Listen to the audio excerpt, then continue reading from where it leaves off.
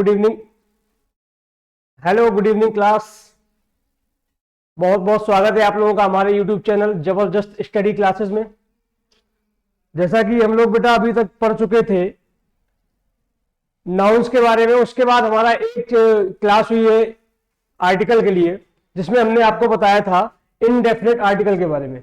उसी क्रम में आज हम लोग चलने वाले हैं आगे बेटा, जो कि हमारा क्या होने वाला है, डेफिनेट आर्टिकल। भाई इनडेफिनेट आर्टिकल मैंने उसको आपको पिछली क्लास में ही बताया था कि इतना इंपॉर्टेंट नहीं है जितना कि हमारा डेफिनेट आर्टिकल है, क्योंकि डेफिनेट आर्टिकल से बहुत सारे रूल्स बनते हैं हमारे, जिनको आज हम लोग एक एक करके देखने वाले हैं। ठीक है बेटा, चलिए शुरू करते हैं हमारी क्लास।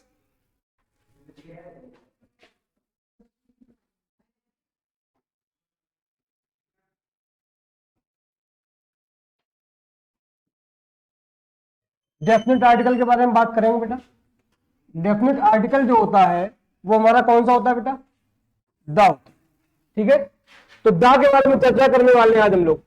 जैसे कि आप लोगों को मैंने पिछली वाली क्लास में बताया था कि जो इनडेफिनेट आर्टिकल होते हैं ए तथा एन, उनका प्रयोग किया जाता था अननोन के लिए, एनी के लिए।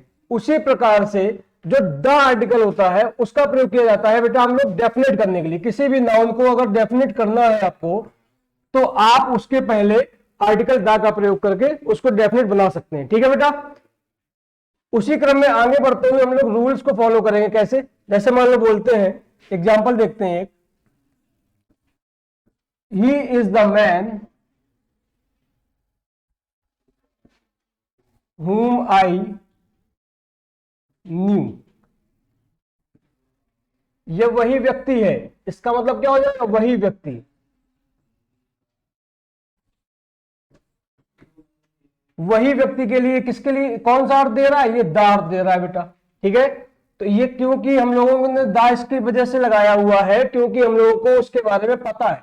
मतलब कुल मिला के ये चीज समझनी है आपको कि द आर्टिकल तब लगाते हैं जब हम लोगों को किसी भी नाउन के बारे में कोई इंफॉर्मेशन दी गई होती है, या फिर हमें उस नाउन को निश्चित बनाना होता है। ठीक है बेटा, जैसे एक एग्जांपल और देखते हैं, Ram is the person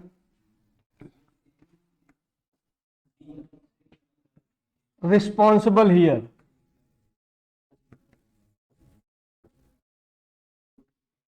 Ram ही एक ऐसा व्यक्ति है जो कि यहां पर रिस्पॉन्सिबल, तो वो निश्चित हो गया है।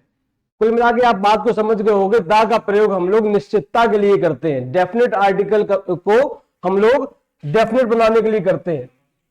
उसी क्रम में आगे देखेंगे बेटा रूल्स ऑफ डेफिनेट आर्टिकल।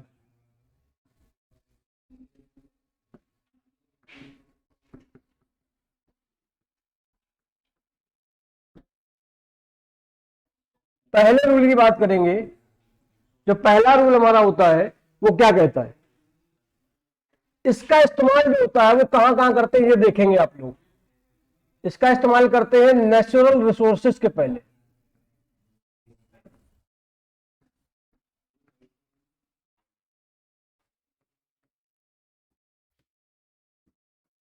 अब समझो बेटा नेचुरल रिसोर्सेज क्या क्या होते हैं।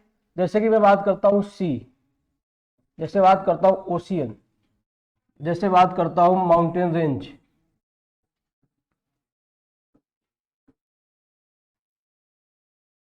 जैसे मैं बात करता हूं रिवर की, जैसे मैं बात करता हूं फॉल्स की, या वाटरफॉल्स लिख देता हूं, जैसे मैं बात करता हूं बेटा लेक की, जैसे मैं बात करता हूं आपको कैनाल। एक यहां पे यही एक्सेप्शन होता है, मतलब जितने भी वाटर रिसोर्सेज होते हैं उनके साथ में हम लोग आर्टिकल का द का प्रयोग करते हैं, सिवाय कैनाल के। कैनाल ही एक हमारा ऐसा वाटर रिसोर्स होता है जिसके साथ में द का प्रयोग नहीं किया जाता, ये एक्सेप्शनल केसेस में आता है। बाकी जितने भी आपके बेटा बनेंगे जाके वाटर रिसोर्सेज, उनके साथ में हमेशा हम लोग किसका प्रयोग करते हैं, द का प्रयोग करते हैं। ठीक है, स्क्रीनशॉट ले लीजिए बेटा।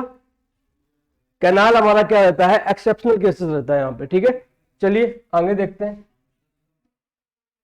इसी का एग्जांपल करते हैं। जैसे मैं बोलता हूं आपको when I visited Jammu and Kashmir, I saw the Dal lake. ठीक है बेटा, तो यहाँ पे जो दा लगा हुआ है ये किसके लिए लगा हुआ है? लेक के लिए लगा हुआ, मतलब सही लगा हुआ है। एक एग्जांपल और करते हैं, the Indira Gandhi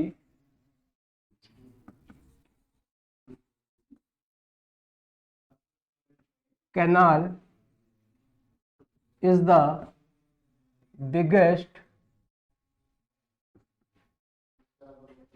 canal of India. ठीक है, तो आप लोग देख पा रहे हो बेटा, ये कैनाल के पहले हम लोगों ने किसका इस्तेमाल किया? दा का, जो कि गलत है। तो आप लोग क्लियर हो गए होंगे कि जितने भी वाटर रिसोर्सेस होते हैं उनके साथ में हम लोग आर्टिकल दा का प्रयोग करते हैं, सिवाय एक वाटर रिसोर्स के, जो कि हमारा होता है कैनाल। ठीक है बेटा, कंफर्म है? चलिए आगे देखते हैं। मैंने आपको भी बताया था कि माउंटेन रेंज के पहले तो दा का प्रयोग करते हैं, माउंटेन रेंज के पहले दा का प्रयोग किया जाता है, बट पीक के पहले नहीं करते हैं। या कभी भी माउंट लगा होगा किसी भी वर्ड के पहले तो हम लोग उसके साथ में द का प्रयोग नहीं करेंगे। समझ पा रहे हो? जैसे एग्जांपल देखिए, द हिमालयास तो सही है, द आल्पस सही है, क्योंकि ये सब माउंटेन रेंजेस हैं बेटा। लेकिन जब बात करेंगे हम लोग,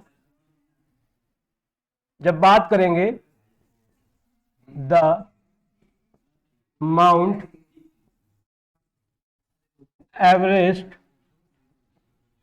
द माउंट आबू, तो बेटा ये गलत हो जाएगा। समझ पा रहे बात को? कभी भी माउंटेन रेंज की बात करनी होगी, then we can use article the before such words, but if we talk about only mount, if we talk about peaks, then we cannot use the before Mount Everest, Mount Abu, etc. ठीक है बेटा, confirm हो गया? Screenshot ले लीजिए। चलिए आगे चलते हैं। अब बात करते हैं बी नंबर की।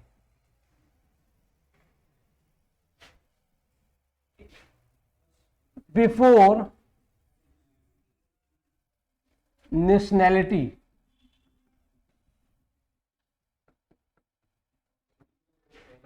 कभी भी जो वर्ड्स हमारे नेशनैलिटी को बोध कराने वाले होते हैं उनका प्रयोग किया जाता है किसी भी सेंटेंस में, देन हम लोग उसके साथ में आर्टिकल दा का प्रयोग करेंगे। देखो, एक तो प्रॉपर नाउन होता है हमारा, जैसे India, Pakistan, China, Africa, America. एक होता है प्रॉपर एडजेक्टिव, जो कि इससे बने हुए लोगों की बात करता है, जैसे इंडियन, पाकिस्तानीज, चाइनीज, अमेरिकन।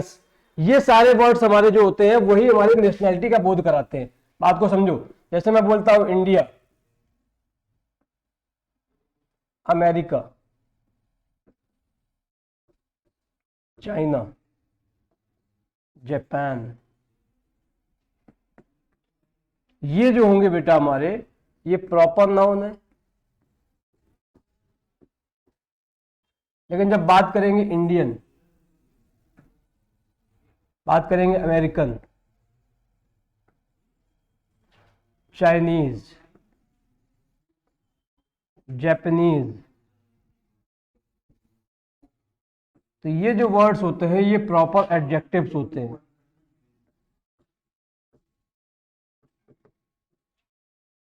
और याद रखना है, प्रॉपर नाउन के पहले आर्टिकल दा का प्रयोग नहीं किया जाता है, but if we talk about proper adjective then we always use the before proper adjectives. Clear है बेटा? इसके साथ में द का प्रयोग नहीं किया जाता। क्लियर है? प्रॉपर नाउन के पहले द का प्रयोग नहीं होगा, प्रॉपर एडजेक्टिव के पहले द का प्रयोग किया जाता है। समझ पा रहे बात को? इसी से रिलेटेड एक रूल और होता है, इसी से रिलेटेड एक रूल और होता है, सी नंबर और एग्जाम्पल एक साथ करेंगे, बी और सी के एग्जाम्पल्स हम लोग एक साथ करेंगे। देखिए जैसे लिखा हुआ है,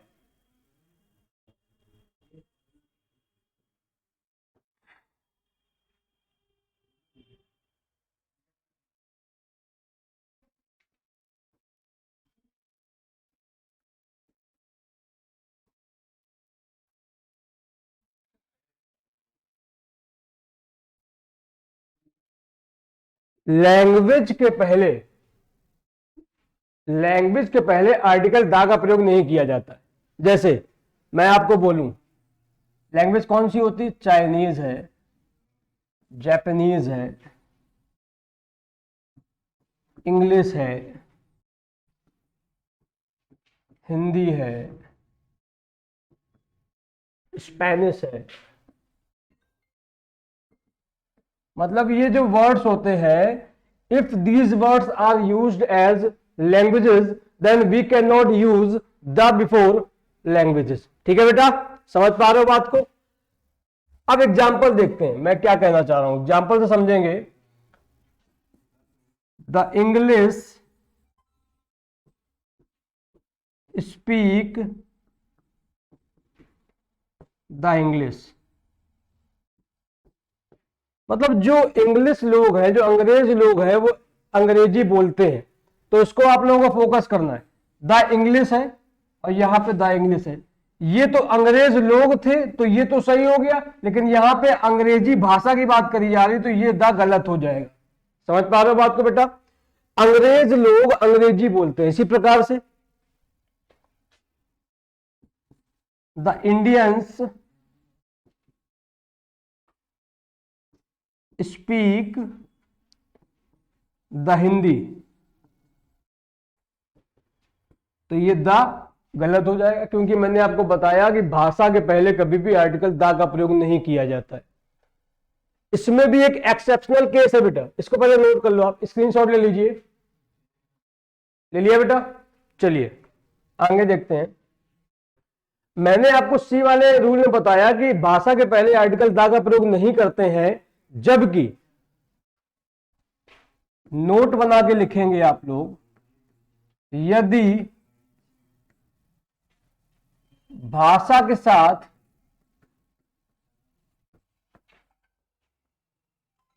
लैंग्वेज वर्ड जुड़ा होता है, लैंग्वेज वर्ड जुड़ा है, then we can use the. समझ पा रहे हो? देखेंगे कैसे।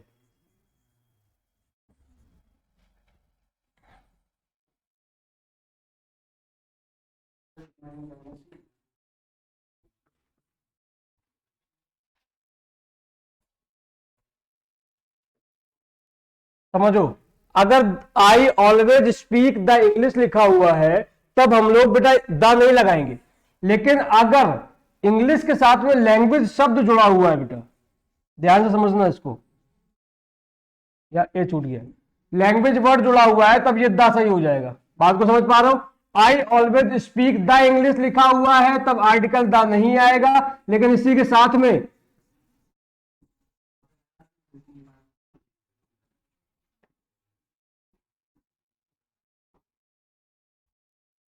ये लिखा हुआ है तब हमारा द सही हो जाएगा। ठीक है ना? क्लियर है आप लोगों को? यही बताना चाह रहा हूं कि कुछ नहीं है, भाषा के साथ में नॉर्मली तो द आर्टिकल नहीं इस्तेमाल होता है, बट यदि उसके साथ में लैंग्वेज शब्द जुड़ा हुआ है खुद से, तब हम लोग उसके साथ में आर्टिकल द का प्रयोग कर सकते हैं। ठीक है बेटा? Note it down, take a screenshot. ठीक है, आगे चलते हैं बेटा। लास्ट वाला देखते हैं, डी नंबर में देखते हैं। लास्ट कह रहे हैं, अभी तो बहुत सारे रूल्स हैं, स्टार्ट हुए। सीजन्स,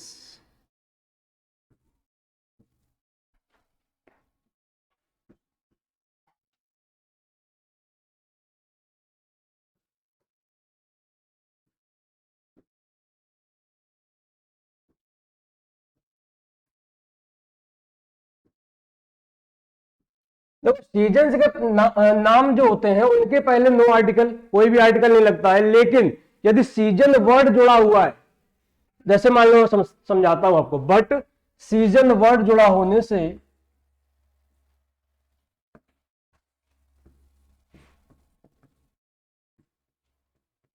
दा लगाते हैं। देखो बात को समझो, मैं क्या बताना चाह रहा हूं। जैसे लिखा हुआ है स्प्रिंग, लिखा हुआ है विंटर, लिखा हुआ है समर, लिखा हुआ है ऑटम,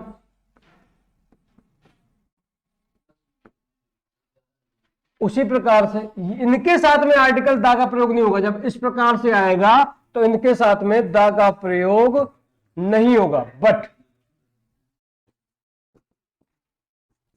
द स्प्रिंग सीजन,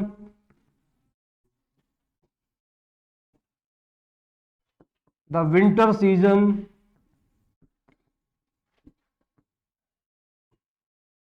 इसी प्रकार सारे, अगर मैंने बताया है अगर सीजन वर्ड आपके साथ में जुड़ा हुआ है तब आर्टिकल द बिल्कुल सही प्रकार से इस्तेमाल किया जाता है। ठीक है ना, क्लियर है? एग्जाम्पल से समझेंगे बेटा।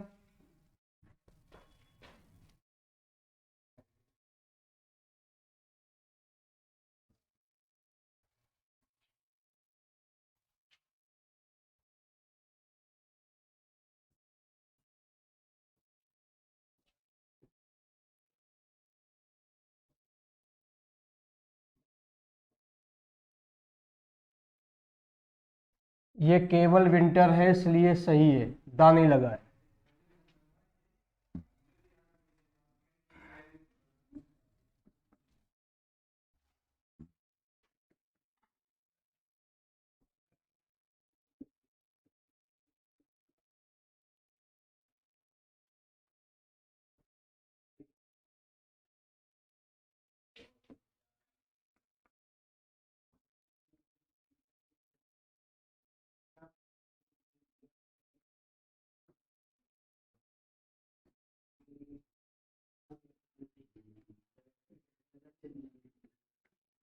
ठीक है ना, दोनों चीजें हो गई बेटा। जब कभी भी विंटर सीधे मिलेगा आपको कोई भी सीजन का नाम, तब हम लोग द आर्टिकल नहीं लगाएंगे। बट अगर उसके साथ में सीजन वर्ड जुड़ा होगा तब हम लोग द आर्टिकल का प्रयोग करेंगे। ठीक है ना, चलिए आगे देखते हैं। नेक्स्ट टूल है हमारा ई नंबर, मोस्ट इंपॉर्टेंट डालिए इसको बेटा। इसमें क्या कहते हैं, जब कभी भी किसी भी सेंटेंस में ग्रेजुअल इंक्रीज या ग्रेजुअल डिक्रीज की बात करी जाती है, जैसे कि जितना ज्यादा ऊपर जाओगे उतना ज्यादा ठंड लगेगी, जितना ज्यादा खाओगे उतने ज्यादा मोटे हो जाओगे, जितना ज्यादा पढ़ोगे उतनी जल्दी सफल हो जाओगे।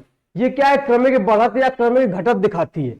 जब कभी भी ग्रेजुअल इंक्रीज या ग्रेजुअल डिक्रीज की बात करते हैं तब दोनों पार्ट में, दोनों क्लॉजेज में कंपैरेटिव डिग्री का प्रयोग किया जाता है और उसके पहले आर्टिकल द का प्रयोग होता है। देखिए कैसे, जैसे मैं आपको बोलूं तो इसको पहले लिखिए रूल,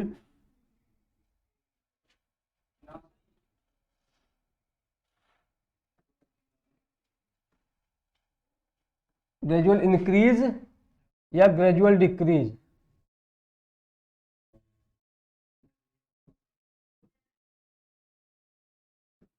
ठीक है, तो ग्रेजुअल इंक्रीज या ग्रेजुअल डिक्रीज समझ लो, द मोर यू ईट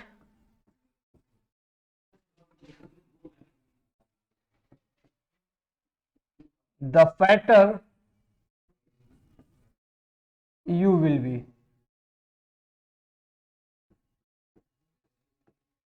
तो आपने देखा दोनों में, दोनों क्लॉजेज में क्या किया गया है, पहले तो कंपैरेटिव डिग्री का इस्तेमाल किया गया है और उसके साथ में आर्टिकल द। इसमें भी कंपैरेटिव डिग्री और उसके साथ आर्टिकल द।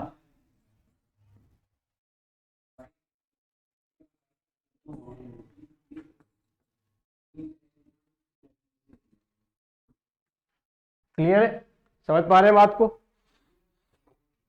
एक एग्जांपल और देखते हैं।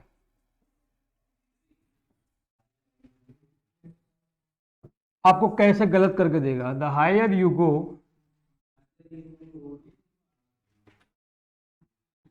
Cold it is. ठीक है, तो ये तो बेटा बिल्कुल सही लिखा हुआ, द हायर यू गो, ये कंपैरेटिव डिग्री, और ये आर्टिकल द। दूसरे वाले में उसने गलत करके दे दिया आपको, तो ये क्या करना पड़ेगा आपको, द कोल्डर करना पड़ेगा, तब सही होगा। समझ पा रहे हो बात को बेटा? तो ग्रेजुअल इंक्रीज या ग्रेजुअल डिक्रीज की जब भी बात करनी होगी, then we can use the before comparative degree, and always comparative degree is only used. ठीक है बेटा, कंपैरेटिव डिग्री का ही इस्तेमाल किया जाएगा केवल। ठीक है, आगे से एक दो एग्जांपल और देखते हैं, एक हिंदी में एग्जांपल देखते हैं।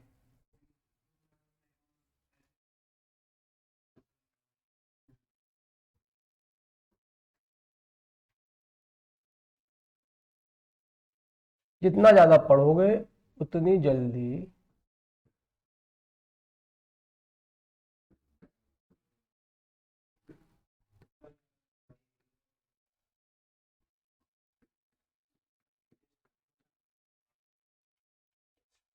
the more you study,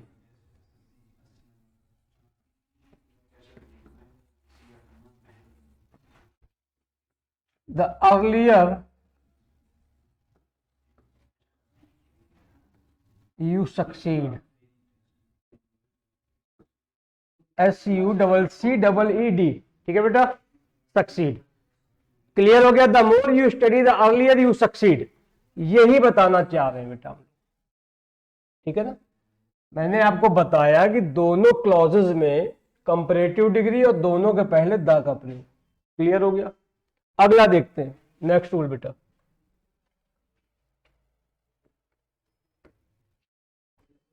जितने भी म्यूजिकल इंस्ट्रूमेंट्स होते हैं हमारे, if musical instruments are used as playing, then we will use the before musical instruments. ठीक है, जैसे मैं बता रहा हूं कि बजाने के अर्थ में अगर प्रयोग किए जा रहे हैं म्यूजिकल इंस्ट्रूमेंट्स, तब हम लोग उनके साथ में आर्टिकल द का प्रयोग करेंगे। लेकिन जब कभी भी नंबर्स के लिए, जैसे मेरे पास एक तबला है, मेरे पास एक हारमोनियम है, या मैं एक तबला खरीद के लाया हूं, तब हम लोग ए तथा एन का भी प्रयोग कर सकते हैं। ठीक है बेटा, चलिए देखते हैं। Before musical instruments while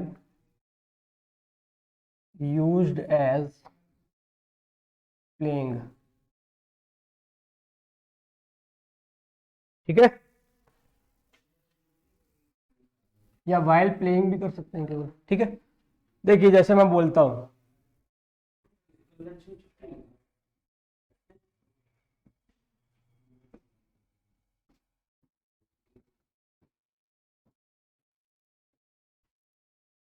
flute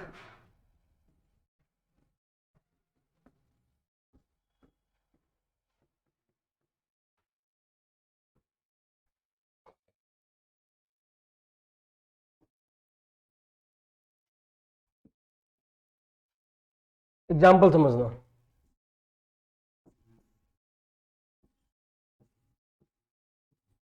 He was playing the flute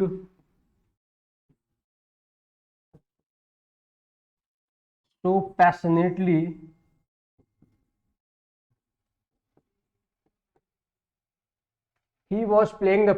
passionately that the manager gifted him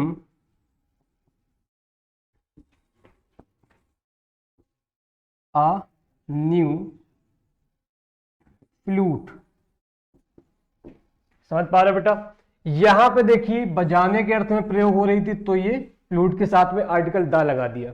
लेकिन यहां पे बेटा आप लोग देख रहे हो, यहां पे एक क्वांटिटी, एक नंबर बताने के लिए किया जा रहा है, तो नंबर बताने के लिए जब प्रयोग किया जाएगा तो आर्टिकल ए का प्रयोग हो जाएगा।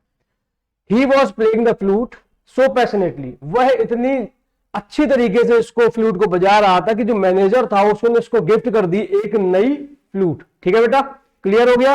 तो कुल मिला के मैं ये रूल हमारा ये कहता है कि कभी भी म्यूजिकल इंस्ट्रूमेंट्स इस्तेमाल किए जाएंगे, जब बजाने के अर्थ में इस्तेमाल किए जाएंगे, then we will use the before musical instruments. But if we talk about the numerology, तब जब नंबर्स के लिए इस्तेमाल किए जाएंगे तब हम लोग आर्टिकल ए या एन का प्रयोग करते हैं। ठीक है बेटा, क्लियर है? चलिए नेक्स्ट देखते हैं। ये हमारा लास्ट रूल है बेटा, ये हमारा आज के सेशन के लिए लास्ट रूल है।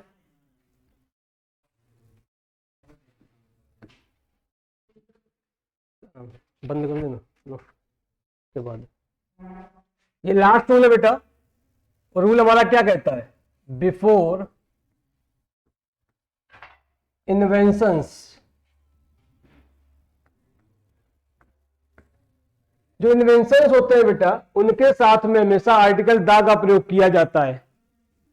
बल्कि मतलब जबकि अगर उनका प्रयोग नंबर्स के लिए किया जा रहा है, जैसे मैंने बोला मेरे पास एक पेन है, मेरे पास एक मोटरसाइकिल है, मेरे पास एक कार है, बेसिकली देखे जाए तो ये सारे इन्वेंशंस हैं।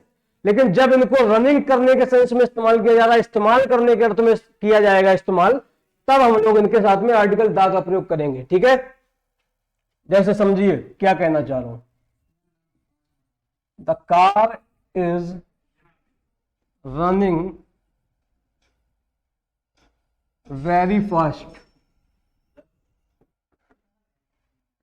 तो बेटा कार मैंने बताया इन्वेंशन है, कार के साथ में आर्टिकल द का प्रयोग कर दिया गया। ठीक है ना, क्लियर है? तो ये इन्वेंशन की बात करी जा रही थी, उसके साथ में आर्टिकल द का प्रयोग किया गया। अगर मैं इसी को नंबर्स के हिसाब से इस्तेमाल करूं, I have an old car, है यहां पे भी बेटा ये इन्वेंशन ही, लेकिन ये केवल नंबर्स के लिए इस्तेमाल किया गया। जब नंबर्स के लिए प्रयोग किए जाते हैं ये भी जितने भी इन्वेंशंस होते हैं, देन वी विल यूज ए और एन। तो यहाँ पे एन इस्तेमाल कर दिया गया, यहाँ पे द इस्तेमाल कर दिया गया। ठीक है ना बेटा, क्लियर है? जैसा कि मैंने आपको बताया कि ये हमारा आज के सेशन का लास्ट रूल है। मैं आशा करता हूं कि मैं जो हम लोग हमारी टीम पूरी मेहनत कर रही है वो आप लोगों को बहुत बढ़िया तरीके से आपके काम आ रही है, और मैं आप लोगों से उम्मीद करता हूं कि आप लोग जितने भी लोग चैनल को देख रहे हैं वो लोग सब्सक्राइब कर रहे होंगे और उसको लाइक भी कर रहे होंगे। ठीक है भैया, आज के लिए ये क्लास हमारी यहीं पे समाप्त की जाती है। धन्यवाद।